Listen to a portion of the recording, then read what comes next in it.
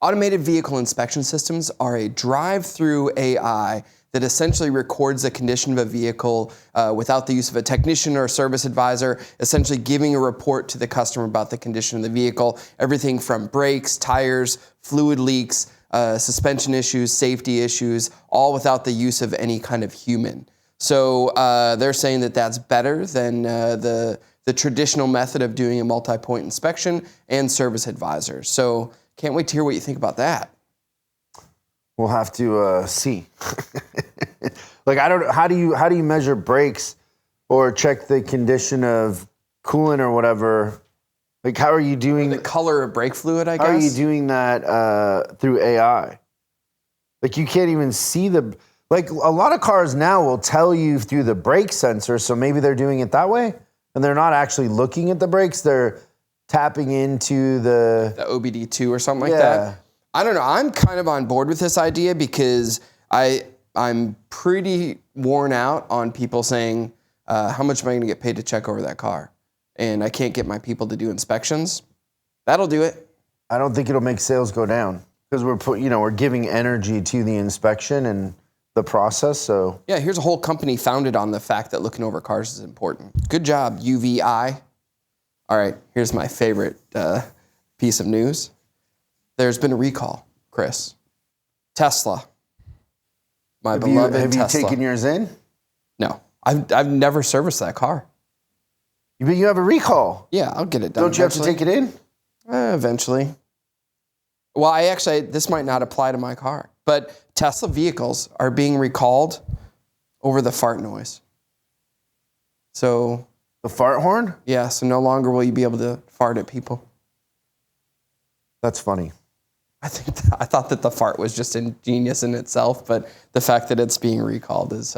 Anybody who hasn't ridden in a Tesla, let me tell you something. First of all, previously, I guess, to this recall, you could make the horn be a goat, a fart, like all kinds of stuff, but also it has whoopee cushions, so you can do it in seats where people are sitting.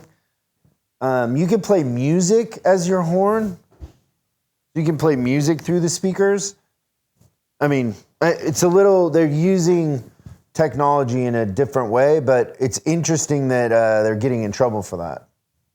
Yeah, they're trying to not take themselves too seriously. I think it was a good move. I'm sad to see that the fart noise is going away, but it's funny. It's all right. Okay, you want to talk about Super Bowl commercials? I do. I have my list. There was a crop. There was a crop. Those commercials. So a trend I kind of have noticed with the car commercials is it seems like car companies are having a little bit of a midlife crisis in the sense that companies that would have previously been all about performance in their commercials or the value of the vehicle now have gone away from that because Tesla's performance is so far out in front that they can't talk about the performance or show off the performance. Because, like, if you think about previously, like, if I told you how many BMW meetings I sat in and how many times my commercials would get rejected by BMW to get co-op, because they always want a car moving. If you look back, every BMW commercial, the car is moving, or even in a picture, it looks like it's moving. That's funny. So it looks like the photographer at the last minute went like this. Like they jerk the camera like it's moving. But that was their thing because it's all about performance. Now with the introduction of electric vehicles and performance not being the thing, they're all over the place. So that was one of the Super Bowl commercials was the BMW with Arnold Schwarzenegger where he's Zeus. Yeah, and Salma Hayek. Yeah, and Salma Hayek is his, I don't know, queen, whatever that story is. But, what? Goddess. He was Zeus. Yeah. Who gives up being Zeus to move to Palm Springs. Lord only knows Zeus wants to live in Palm Springs. And then somehow his life is saved by an electric BMW and, whatever. It's a terrible commercial. It's pretty rough. Yeah, pretty rough. The other one that I thought was terrible is the Toyota one. So Okay. same thing, like Toyota, in essence, if you understand marketing and psychology at a deep level, like I do, what is it Toyota's selling? Reliability would be what I would think. So reliability can be communicated in a few ways, but it's value. Okay. Yeah. Right? Fair. It's value. And reliability is a part of that value. Okay. So that's this commercial, Start Your Impossible, is 90 seconds. So it's a longer Super Bowl commercial of a story about two brothers, and one is going blind or is blind. He went blind. And they, I don't know, they're fast skiers or something. They do like cross-country skiing together Yeah, it looked like that. as a tandem. At no point during the commercial do you know it's a Toyota commercial. I had no clue until we talked about it. No. At the very end, they say, Start Your Impossible, and then Toyota comes up for a second, the logo. Talk about a midlife crisis. It has nothing to do with cars. And if you're trying to be Apple Toyota and you're trying to sell lifestyle, so in an iPhone commercial, Apple is going to have people taking pictures of memories, weddings, experiences, surfing, all these crazy things. But in the commercial, the whole time is an iPhone. Yeah. Nobody's going to remember that that's a Toyota commercial because it makes no sense that two guys doing cross-country skiing have anything to do with the Toyota. It's not like the Toyota got them there. It's not like they were late for a championship cross-country race and the Toyota got them there through the snow. The Toyota has nothing to do with their story. That's right. You're lighting money on fire. I don't think anybody connected with that whatsoever. No. I mean, it is funny that when we brought it up, you're like, oh, that's right, that was a Toyota commercial. You remembered the story, but you didn't remember that it was Toyota. The Nissan, Eugene Levy. I thought that was great. You did? I did. So Eugene Levy has a show called Schitt's Creek. Schitt's Creek. Yep. Schitt's Creek. What's funny about that, so it's the Nissan Z. Yep. And they're, doing all kinds of action stuff in it eventually. Another kind of longer commercial. What's funny in these car commercials is a lot of them are filmed right here, 200 yards from this office, right? Literally on Sundays, Figueroa, right down the street, will be closed off and they will be filming car commercials. But what most people don't know is the car usually isn't in the filming. They're filming this kind of robot-looking thing that then they digitally put the car on.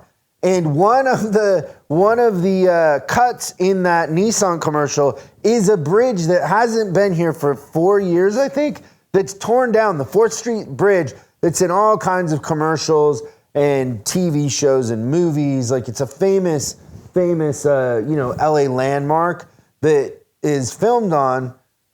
They are imposing the car on a robot from footage that is old. It's impossible that new Z was filmed on that bridge because that bridge hasn't been there. That's the magic of Hollywood. I love it. And then, a lot of scenes from right here. Yeah, right it was definitely it was a local commercial. The Robo Dog, Kia. What'd you think of that one? I mean, anything with dogs. You know what I would love about a Robo Dog, bro? If it was close to a dog. That it doesn't have to poop? No, that's not it. Okay. That it doesn't drool? No. No hair? No. Good Lord. It doesn't die. Oh, yeah. Dogs don't live long enough. They don't live as long as they should. My Lola is getting old, and I look at her sometimes, and it's oh, mama. Yeah.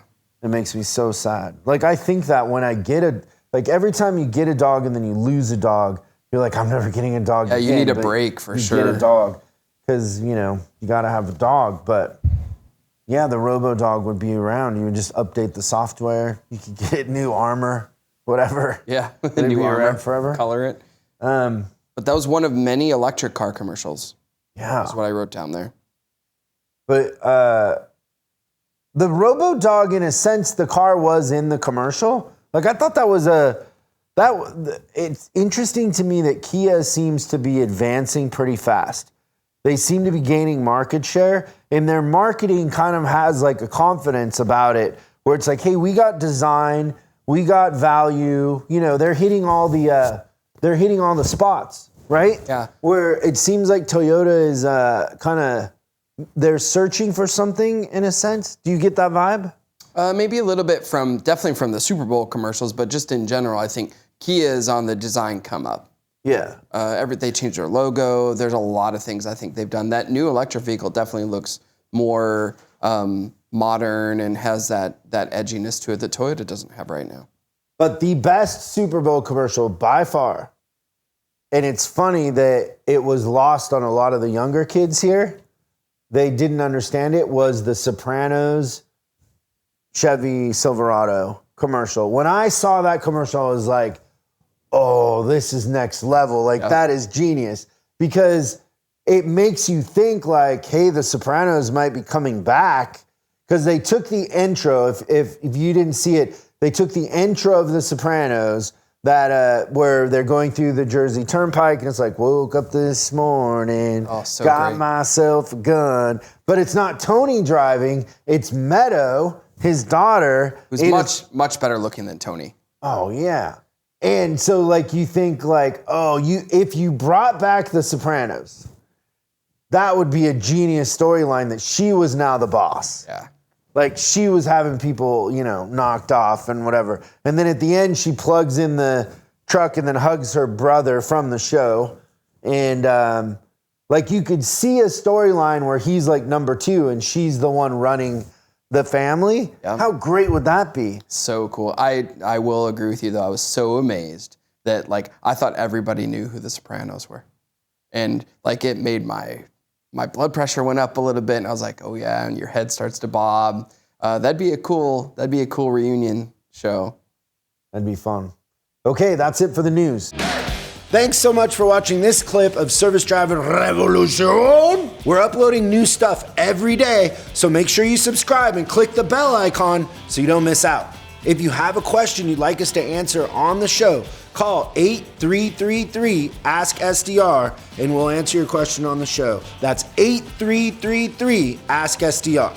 For special deals on our books and training, head over to offers.chriscollinsinc.com. Now that's offers.chriscollinsinc.com. I'm Chris Collins, and I'll see you in the next video.